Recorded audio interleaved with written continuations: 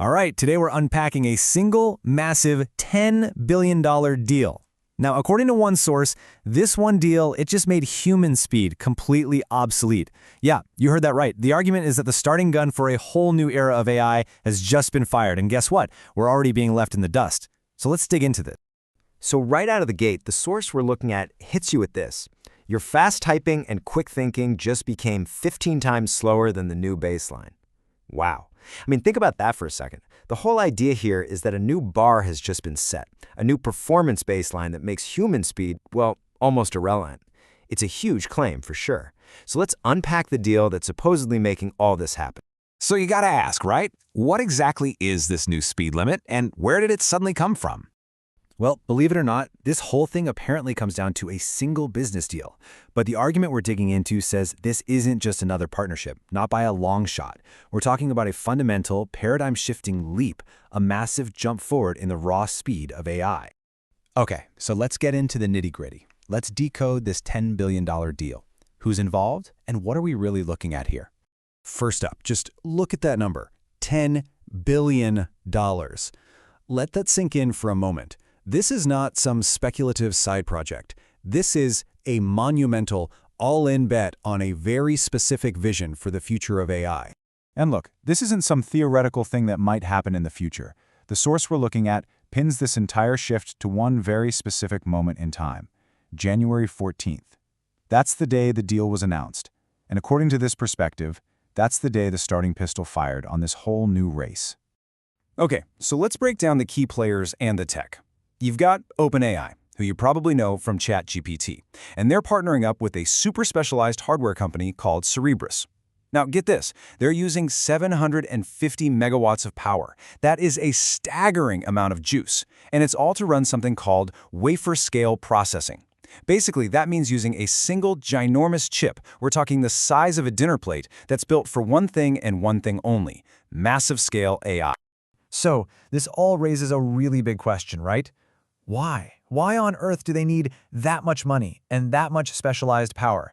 And that brings us to the core technical reason behind this whole thing. Okay, so according to the source, this huge investment isn't actually for what you might think. It's not really for training AI models, which is what we hear about all the time. No, this is for something called inference. So here's a simple way to think about it. If training is the AI going to school and learning its stuff, then inference is the AI actually doing its job out in the real world. You know, making decisions, spitting out answers, and acting on new information instantly. And if you want an AI to do its job effectively in real time, there's one thing you absolutely have to destroy: latency. You know that annoying lag you sometimes get? That delay between when you ask for something and when you get a response? That's latency. And for an AI to feel truly instantaneous, that delay has to be pretty much zero. So this entire deal, when you boil it all down, is a game of pure, unadulterated speed. And that's why the choice of hardware here is so important. The source makes this really fascinating distinction. It frames this whole deal as a strategic pivot, a move away from, general-purpose chips toward what it calls Cerebras's specialized monsters. I love that description. These are chips built from the ground up for just one specific job: lightning-fast AI inference. So, what's the end game? What is the grand vision here? Well, the source claims the ambition is, well, it's huge. We're talking about creating a global fleet of AI agents that can manage entire companies, entire organizations in real time. And let's be clear, this isn't just about faster chatbots. We're talking about autonomous, high-frequency corporate strategy and execution. It's a whole different level. Now, I know that sounds like something straight out of science fiction, right? But that's exactly the scale of change this source is trying to get across. And this brings us to the really dramatic implications of this leap, what they're calling the end of human pace. So to try and make this massive jump a little more understandable, the source brings up this great analogy from the CEO of Cerebras, Andrew Feldman. He compared this shift to moving from dial-up to broadband internet. And that's such a perfect comparison, isn't it? Because it wasn't just about things getting faster, it meant completely new things, like streaming video or cloud computing could even exist. But here's the thing. The argument we're digging into says that even that analogy is maybe a little too polite. It lays out a much starker comparison. So just think for a second about the time it takes you to read and process a single email. Okay, got that in your head? Well, in that exact same amount of time, the argument goes, an AI agent running on this new setup can execute what we would consider a month's worth of human work. And that right there leads us directly to the core idea from the source, that this deal marks the official death of human pace as a useful benchmark for anything important. The game has fundamentally changed. The speed of human thought, well, it's just not the speed limit anymore.